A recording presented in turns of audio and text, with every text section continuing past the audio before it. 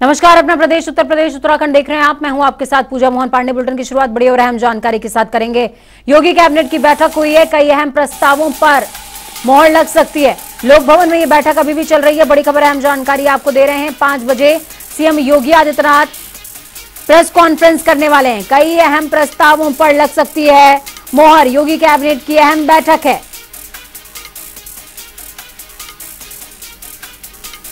लोक भवन में ये बैठक चल रही है। तस्वीरें भी बैठक की आपको दिखा रहे हैं। बड़ी खबर, अहम जानकारी इस वक्त की आपको दे रहे हैं। हालांकि ये जो कैबिनेट की बैठक है, इसमें आपको एक चेहरा नदारत नजर आएगा, वो है सूर्य प्रताप शाही का, क्योंकि वो कोरोना पॉजिटिव हो गए। ग्राउंड जीरो का रुख करते हैं। टीएन मिश्रा हमारे साथ लोक भवन से लाइव जुड़ गए हैं, राजधानी लखनऊ से। टीएन मिश्रा, क्या कुछ अपडेट है? देखिए, हर लिहाज से ये बैठक बेहद खास होने वाली है, क्योंकि पहली बार ऐसा नोटिफिकेशन है कि बैठक के बाद मुख्यमंत्री खुद प्रेस कॉन्फ्रेंस करने वाले हैं। जी पूजा, भाजपा जब से सरकार भाजपा आई है, तब से जब तक कैबिनेट मुद्दे पहले पता चलते थे, अब लोगों को कैबिनेट बनते पहले पता नहीं चल पाते हैं। सबसे अहम आज जो मुद्दा जो है वो कैबिनेट में ये है कि जो माध्यमिक शिक्षा और उच्च शिक्षा विभाग है, इसके शिक्षकों को और शिक्षेतर कर्मचारियों को जो है भर्ती के लिए उच्च शिक्षा आयोग बनेगा। तो इस आयोग की आज मंजूरी दी जाएगी, तो शिक्षा आयोग बन जाने से शिक्षकों की भर्तियां आसान हो जाएंगी। इसके अलावा मौसम से जो नुकसान हुआ है फसलों को, इसको लेकर के इस पर भी चर्चा की जा रही है। और कोरोना का जो है एक बार फिर जो है लहर आने शुरू हो गई है, तो इस पर लेकर के भी गंभीरता से स्वास्थ्य विभाग जो डिप्टी सीएम ब्रजेश पाठक हैं, उनको साथ चर्चा होगी और सब मंत्री फिर विचार विमर्श करेंगे कि आगे कैसे कोरोना की गाइडलाइन बनाई जाए, कैसे लोग कोरोना से बचें, इस पर भी विचार किया जाएगा। बिल्कुल। फिर इसके बाद एक मुद्दा जो स्थानीय निकाय चुनाव का है, तो स्थानीय निकाय चुनाव को लेकर के इस पर भी जो है चर्चा होगी कि इसके अगले चरण में अधिसूचना कब आएगी और शिकायतों के निस्तारण के बाद जल्द से जल्द जो है अधिसूचना लाई जाए और चुनाव की प्रक्रिया घोषित की जाए। जी पूजा, बिल्कुल, चुनाव की प्रक्रिया और तमाम चीजों पर विस्तार से चर्चा होने वाली है। और सबसे बड़ी बात यह है, कोरोना की जिस तरीके से दस्तक टीएन मिश्रा हुई है, सिर्फ उत्तर प्रदेश ही नहीं बल्कि देश के अंदर हुई है, और उस दस्तक की चपेट में बहुत कुछ आ सकता है, फिर चाहे वो निकाय चुनाव हो या फिर आगामी अन्य चीजें हो। क्योंकि अब तो एक कैबिनेट मंत्री सूर्य प्रताप शाही भी कोरोना की चपेट में आ गए हैं, आइसोलेशन में उनका ट्रीटमेंट भी चल रहा है। तो ऐसे में उत्तर प्रदेश सरकार के लिए बेहद अहम हो जाता है कि इस बार उनकी तैयारी तगड़ी हो। सही, एकदम सही कह रहे हैं। अस्पतालों में तैयारी के लिए डिप्टी सीएम ने जो है निर्देश दे दिए हैं और उन्होंने सारे सीएमओ से कह रखा है कि जो है हर जिलों में जो है जरा से भी जिसको जो है अंदेशा हो कि कोरोना का पेशेंट है, उसकी टेस्टिंग कराई जाए और उसके इलाज की पूरी व्यवस्था की जाए। और जहाँ तक सूर्य प्रताप शाही के जो कोरोना पीड़ित की बात है, उनके संक्रमित होने के बाद एक बात गंभीरता से और ली जा रही है कि कोरोना वास्तव में आ गया है, अब ये हवा नहीं है। जी पूजा, चलिए, बहुत शुक्रिया हमारे साथ जुड़ने के लिए, अहम जानकारी साझा करने के लिए। तो टीएन मिश्रा जुड़े ग्राउंड जीरो से हमारे साथ में, जिन्होंने साफ तौर पर बताया कि योगी कैबिनेट की अहम बैठक चल रही है, लोक भवन में ये बैठक चल रही है। हालांकि ये जो कैबिनेट की बैठक चल रही है, इसमें से एक चेहरा नदारत है, वो चेहरा है सूर्य प्रताप शाही, क्योंकि वो कोरोना पॉजिटिव हो गए हैं, आइसोलेशन में उनका ट्रीटमेंट भी चल रहा है। लेकिन इस बीच सरकार के लिए अपने एक मंत्री के बिना कैबिनेट की बैठक करना जरूर चुनौतीपूर्ण होगा, और चुनौती इस बात की कि कोरोना को कंट्रोल कैसे किया जाए, क्योंकि कोरोना आक्रामक हुआ तो निकाय की उम्मीदों पर पानी फिर जाएगा।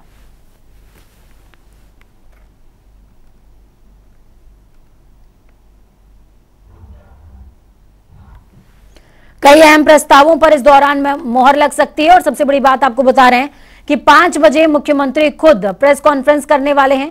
योगी कैबिनेट की यह अहम बैठक है। बैठक लोक भवन में चल रही है। अब से कुछ ही देर के बाद मुख्यमंत्री खुद पीसी करेंगे और बताएंगे कि आखिरकार सरकार किन अहम पहलुओं पर विस्तार से मंथन कर रही थी और विचार विमर्श के बाद रास्ता क्या निकला है। तस्वीरें आपको दिखा रहे हैं। देखिए, तस्वीरों में मुख्यमंत्री योगी आदित्यनाथ, डिप्टी सीएम केशव प्रसाद मौर्य, ब्रजेश पाठक, सुरेश खन्ना समेत जो तमाम कैबिनेट मंत्री हैं और अधिकारी हैं, वो इस बैठक का हिस्सा हैं, बैठक में मौजूद हैं। विस्तार से चर्चा चल रही है कि सूबे में आगामी निकाय चुनावों को लेकर के किस तरीके से बीजेपी की तैयारियां और पुख्ता हों सतही स्थल पर, और दूसरी तरफ कोरोना की बड़ी चुनौती भी सरकार के सामने है।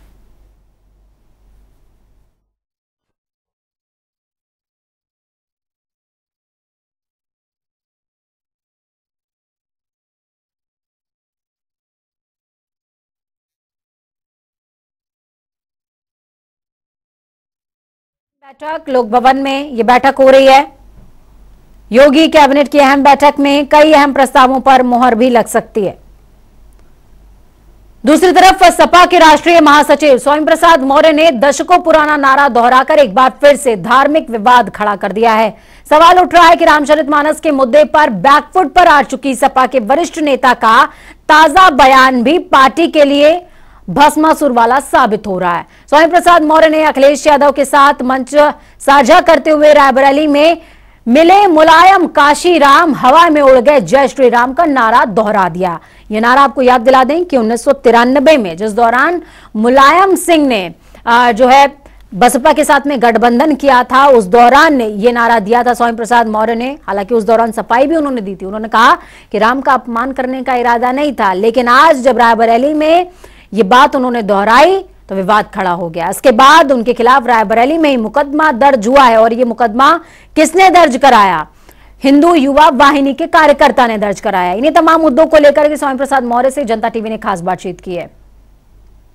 तो आपको बता दें कि स्वामी प्रसाद मौर्य लगातार विवादों में बने हुए हैं और विवादों में घिरे रहने के बाद स्वामी प्रसाद मौर्य पर लगातार चर्चा भी चल रही है कि आखिरकार सपा के लिए ये जो विवाद है, जो अगड़ा वर्सेस पिछड़ा सपा करना चाहती है, वो उनके लिए कितना फायदेमंद साबित होगा, जबकि स्वामी प्रसाद मौर्य लगातार पूरे मामले में बैकफुट पे आते जा रहे हैं।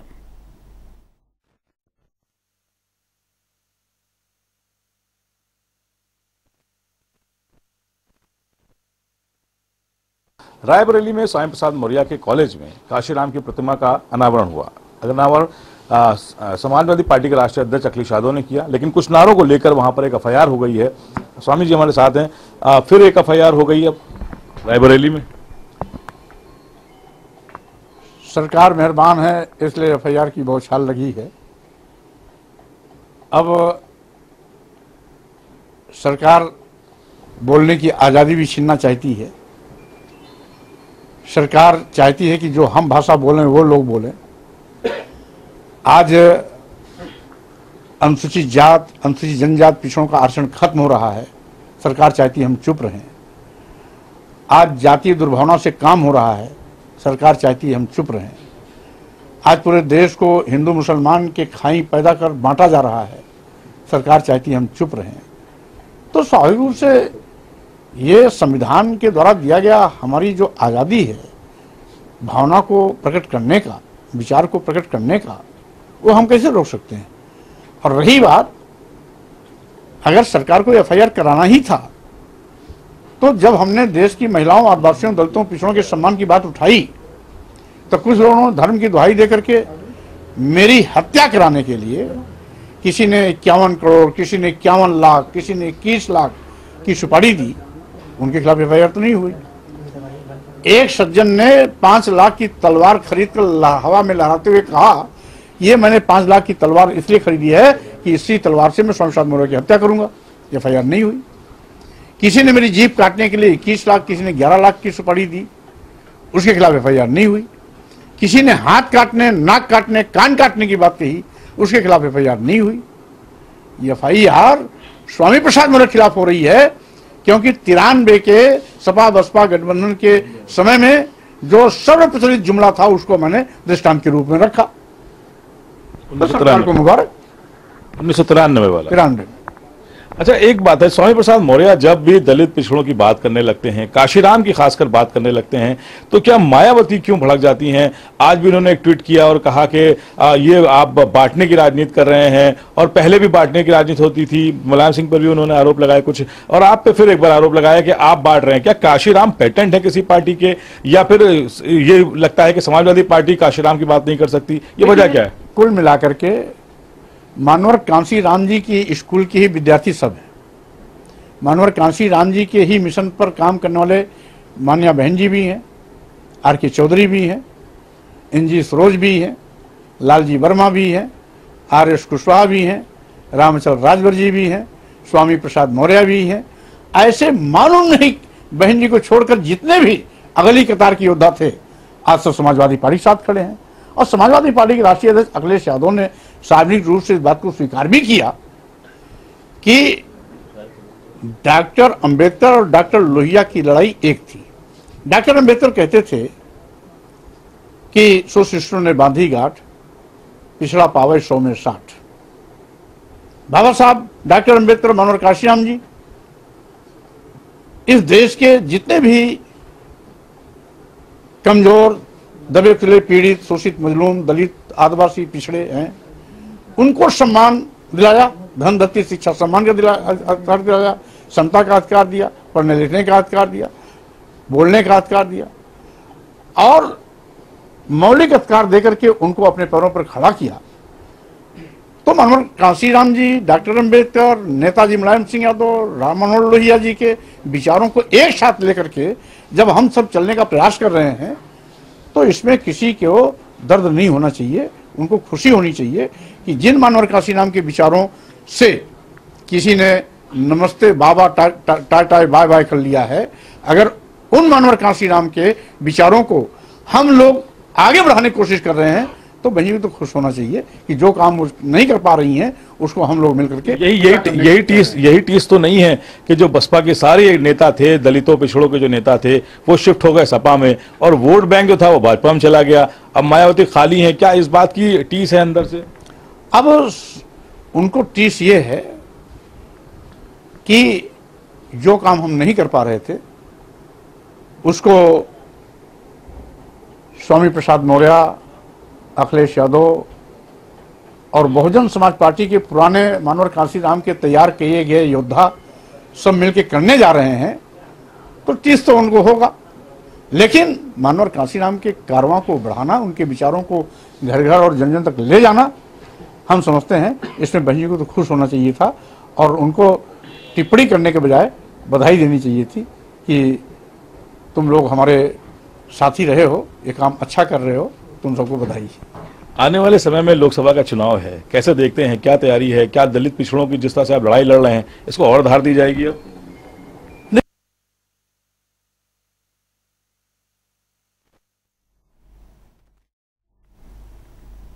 इंडियन आइडल की ट्रॉफी जीतने के दूसरे दिन ऋषि सिंह अपनी जन्मभूमि अयोध्या पहुंचे, जहां ऋषि का स्वागत बड़े ही भव्य तरीके से किया गया। इस दौरान ऋषि सिंह ने सीएम योगी आदित्यनाथ से मुलाकात करी और सीएम योगी ने ऋषि को उनके उज्जवल भविष्य के लिए शुभकामनाएं दी हैं। तस्वीरें भी आपको दिखा रहे हैं। अल्पसंख्यक कांग्रेस प्रदेश अध्यक्ष शहनवाज आलम का बयान सामने आया है। आपको बता दें, उन्होंने कहा कि दलितों को पढ़ने का अधिकार मुगलों ने दिया था, इसलिए पाठ्यक्रम से उनका इतिहास हटाया गया है। साथ ही उन्होंने बताया कि मुगलों के दौर में ही मदरसे जैसे सर्व शिक्षा के केंद्र स्थापित हुए थे। कॉन्सेप्ट आया मदरसे। देखिए, ये मुगलों के इतिहास पर हमला नहीं है, ये बेसिकली देश में जो ज्ञान की समृद्ध परंपरा रही है जिससे एक तार्किक नजरिया पैदा होता है उस पर हमला है। दरअसल जो मुगलकालीन इतिहास था उसमें जब हम जाते हैं तो देखते हैं कि सर्व शिक्षा अभियान जैसा एक कॉन्सेप्ट आया मदरसे का, जिसमें दलितों को पहली बार पढ़ने का अधिकार मिला। उसमें सब पढ़ सकते थे, इसलिए उनको पढ़ने का अधिकार मिला। इसी एजुकेशन सिस्टम के 3 या 4 पीढ़ी बाद उस समाज से ज्योतिबा फुले या अंबेडकर जैसे विचारक निकलते हैं, जिससे कि आरएसएस को दिक्कत होती है। तो जाहिर सी बात है आपको वो डिलीट करना पड़ेगा। ठीक जिस तरह से मोदी जी को अपनी डिग्री छिपानी पड़ती है, उसी तरीके से भारतीय जनता पार्टी कभी नहीं चाहती है कि लोग जाने कि गांधी जी की हत्या में इनका क्या रोल था। इसलिए हम देख रहे हैं कि मुगलों के साथ साथ गांधी जी की हत्या पे जो चैप्टर था जिसमें आरएसएस की भूमिका की बात की गई थी उसको भी हटाया गया। यूपी के समाज कल्याण मंत्री असीम अरुण ताजनगरी पहुंचे, जहां पर उन्होंने बाबू जगजीवन राम की 116वीं जयंती समारोह में शिरकत करी। इस दौरान असीम अरुण ने बाबू जगजीवन राम की प्रतिमा पर पुष्पार्पित करते हुए उनको श्रद्धांजलि दी। तो वहीं समाज कल्याण मंत्री ने बयान देते हुए कहा कि बाबू जगजीवन राम के विचारों पर सभी को अमल करना चाहिए। आज स्वर्गीय बाबू जगजीवन राम जी की जयंती है। बाबू जगजीवन राम जी का जीवन उनका संघर्ष, उनका त्याग, उनकी तपस्या और साथ साथ जिन उच्च पदों पर वो पहुंचे और वहां पे उन्होंने योगदान किया, सभी तरीके से बाबू जगजीवन राम जी हम सब के लिए बहुत बड़े प्रेरणा स्रोत हैं। और आज हम सब एकत्रित हैं आगरा में बाबू जगजीवन राम जी की मूर्ति की छांव में और इस संकल्प को दोहराते हैं कि समाज को आगे बढ़ाने के लिए जिस प्रकार बाबा साहब ने जो पटरी हम लोग को दी, जिसमें समाज के सभी अंग। वाराणसी के ज्ञानवापी परिसर से बरामद हुए कथित शिवलिंग की कार्बन डेटिंग के जरिए साइंटिफिक सर्वे मामले को लेकर बड़ा अपडेट सामने आया है। हाईकोर्ट में आर्कियोलॉजिकल सर्वे ऑफ इंडिया की ओर से आज भी जवाब दाखिल नहीं किया गया, जिसको लेकर कोर्ट ने एएसआई पर कड़ी नाराजगी जाहिर करी। साथ ही कोर्ट ने कहा है कि एएसआई 17 अप्रैल तक अपना जवाब दाखिल करे।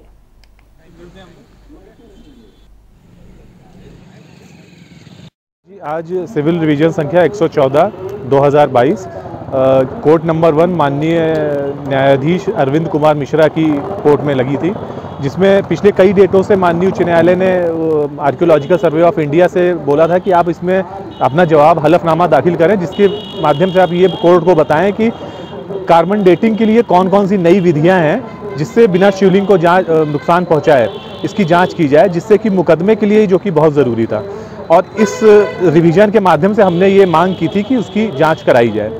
और आज भी कई बार जवाब का समय देने के बावजूद भी आज भी आर्कियोलॉजिकल सर्वे ऑफ इंडिया ने कोई जवाब नहीं दाखिल किया और उन्होंने फिर से 2 हफ्ते का समय मांगा था। माननीय उच्च न्यायालय ने इसमें नाराज़गी व्यक्त की और उनके प्रार्थना पे ये कहा कि आपको 17 तारीख तक का समय दिया जाता है, जिसमें आप जो है अपना जवाब जो भी है वो दाखिल करें, और अगर आप नहीं करते हैं तो फिर आगे ये गुणदोष के आधार पर माननीय न्यायालय अब स्वतः संज्ञान लेके ही अपने उससे विवेक से आदेश पारित करेगी। उत्तर प्रदेश के मथुरा स्थित श्री कृष्ण जन्मभूमि और ईदगाह मामले में कोर्ट का बड़ा फैसला आया। कोर्ट ने अमीन रिपोर्ट तैयार करने के दिए गए अपने आदेश को स्थगित कर दिया है। अब मामले में 11 अप्रैल को फिर से सुनवाई होगी। आपको बता दें कि ईदगाह पक्ष ने रिपोर्ट तैयार करने में रोक की मांग को लेकर प्रार्थना पत्र दिया था। ईदगाह का अमीन निरीक्षण करते हुए रिपोर्ट दिए जाने संबंधी अपने आदेश को सिविल जज senior division fast track court Neeraj Gaur ने 11 अप्रैल तक के लिए स्थगित कर दिया। अदालत ने यह आदेश 29 मार्च को दिया था। सिविल जज सीनियर डिवीजन एफटीसी कोर्ट ने एक वादी पक्ष ने ऊपर गलत तथ्यों के आधार पर एक अमीन रिपोर्ट का आदेश जारी करा लिया था। हमें जानकारी होने पर उस पर अपने प्रार्थना पत्र पेश किए, रूलिंग पेश की और पत्रावली पर माननीय न्यायालय का ध्यान आकर्षित कराया कि इसमें पहले से ही 25 जनवरी को ये आदेश पारित किया गया है कि हमारे 711 सीपीसी पर सर्वप्रथम सुनवाई होना अनिवार्य है। उससे पहले किसी प्रार्थना पत्र पर कोई सुनवाई, कोई आदेश नहीं होगा। वादी पक्ष द्वारा एक प्रार्थना पत्र दिया गया 29 तारीख को और उन्होंने उसकी कोई प्रति या नकल हमें नहीं। जगत गुरु रामभद्राचार्य जी महाराज ने हनुमान चालीसा की चौपाइयों में शाब्दिक त्रुटियां बताई हैं। रामभद्राचार्य जी महाराज ने कहा कि हनुमान चालीसा में अशुद्धियों को ठीक किया जाना चाहिए। साथ ही उन्होंने चौपाइयों की त्रुटियों की जानकारी दी। रामभद्राचार्य जी महाराज ने कहा कि हनुमान चालीसा में शंकर सुमन केसरी नंदन की जगह शंकर स्वयं केसरी नंदन होना चाहिए। और एक चौपाई के बारे में जानकारी, जैसे सब पर राम तपस्वी राजा, इसमें तपस्वी शब्द में त्रुटि है, इसकी जगह सही शब्द है सब पर राम राज सिर ताजा। ऐसी कई चौपाइयां हैं जिनको ठीक किया जाना चाहिए। आपको बता दें कि रामभद्राचार्य जी महाराज आज आगरा पहुंचे हुए थे। शंकर क्या शंकर की दुनिया जानती है? हाँ, कौन कौन से शब्द हैं? शंकर सुमन जो बोला जा रहा है वो गलत है जी। हनुमान जी शंकर जी के पुत्र नहीं है, शंकर जी ही हनुमान है। तो मूल पाठ है उसका शंकर स्वयं केसरी नंदन, नोट करते आइए जी महाराज जी। और दूसरा 27वीं चौपाई में सब पर राम तपस्वी राजा बोला जा रहा है जी। तो तपस्वी राजा नहीं, सब पर राम राय सिर ताजा जी जी जी। और तीसरा पाठ है 32वें में है राम रसायन तुम्हारे पासा सदा रहो रघुपति के दासा, नहीं है वो जी, सादर हो रघुपति के दासा, सादर हो रघुपति के दासा। रामभद्राचार्य जी महाराज को आप सुन रहे थे। उन्होंने बताया कि हनुमान चालीसा में कुछ त्रुटियां हैं, शाब्दिक त्रुटियां हैं जो कि वक्त के साथ में धीरे धीरे करके आ गई हैं और इनको ठीक होना चाहिए और उसके साथ में ही इसे पढ़ा जाना चाहिए। भारत में पहली बार मुजफ्फरनगर के अंदर पशु और कृषि मेले का केंद्रीय राज्य मंत्री और सांसद संजीव बालियान ने आयोजन कराया है। 2 दिन तक चलने वाले पशु प्रदर्शनी और किसान मेले में देश के तमाम हिस्सों से आए पशुधन की न सिर्फ प्रदर्शनी हो रही है बल्कि इनके हुनर से रूबरू कराने वाली तमाम रोचक प्रतियोगिताएं भी आयोजित की जा रही हैं। वहीं मेले की तैयारियां जोरों शोरों से शुरू हो गई हैं। मेले में लगभग 50,000 लोगों का भोजन बनना अभी से शुरू हो गया है। तो वहीं बांदा में अखिल भारत हिंदू महासभा ने कार्यकर्ता सम्मेलन का आयोजन कराया जिसमें मुख्य अतिथि के तौर पर प्रदेश अध्यक्ष ऋषि कुमार द्विवेदी शामिल हुए। इस दौरान हिंदू महासभा के तमाम कार्यकर्ताओं ने अध्यक्ष उपाध्यक्ष का फूल मालाओं से स्वागत किया। साथ ही कार्यक्रम में मौजूद वरिष्ठ समाज सेवी और पत्रकारों का सम्मान भी किया गया।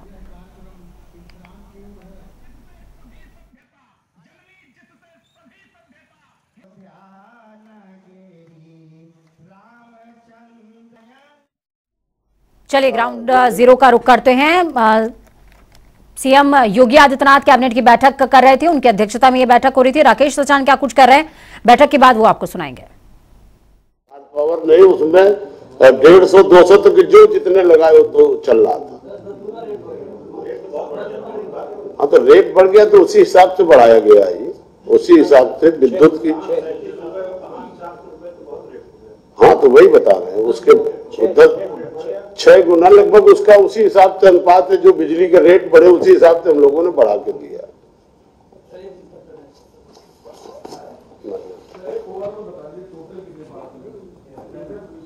टोटल जो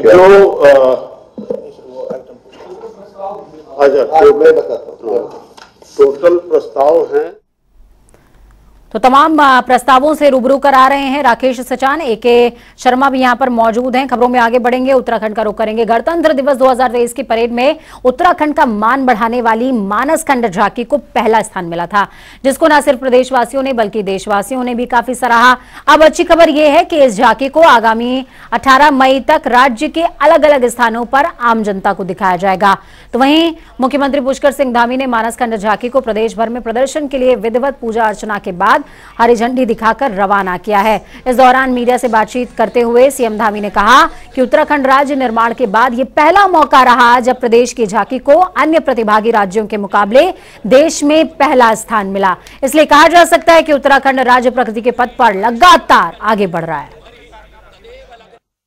हमारी बड़ी उपलब्धि है कि उत्तराखंड स्थापना के 22 साल पूरे हो गए हैं और पहली बार हमारे राज्य की जो झांकी है जिसमें पूरे देश के लोगों ने भाग लिया और कर्तव्य पथ की पहली परेड और ऐतिहासिक परेड, उस परेड में उत्तराखंड की मानस खंड की झांकी को पहला नंबर प्राप्त हुआ है। इसके लिए मैं सभी को, उत्तराखंड वासियों को, सभी इसमें भाग लेने वाले कलाकारों को, जिन लोगों ने भी इस झांकी के निर्माण में, इसके प्रस्तुतिकरण में धन्यवाद देना चाहता हूं, सबको बधाई देना चाहता हूं। और साथ ही साथ हमारे संपूर्ण उत्तराखंड के अंदर लोग इस मानस खंड की झांकी को देखें जिसमें हमारे यहाँ की संस्कृति, यहाँ का हमारा जो प्रमुख हमारे धाम है, प्रमुख मंदिर हैं, उन सभी को इसमें दर्शाया गया है। योग अध्यात्म की भूमि को दिखाया गया है।